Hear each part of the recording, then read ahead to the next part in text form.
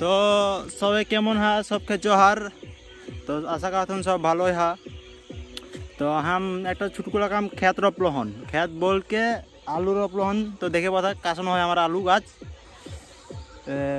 ইজা কয় কাঠা, এই যে কয় কাঠা আছে রে? ও ইজা হাই 10 কাঠা।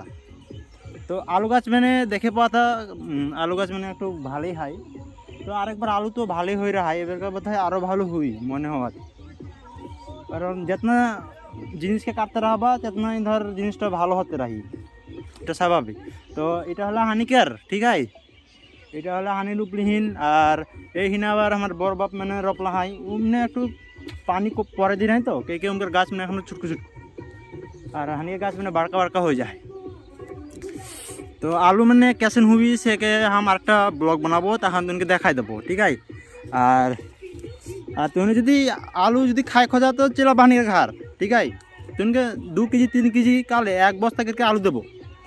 এটা শুধু আলু গাছ দেখালো তুমি, আমার আরও অনেক কিছু বিজনেস হয়। যেমন ধর আরও হাই, কিন্তু তুমি পরে দেখাবো, আরেকটা ব্লগ দেখাবো। এখন ইউটিউবে তো সবাই ভালো রাহিয়া, সুস্থ রাহিয়া, সবকে রাধে রাধে।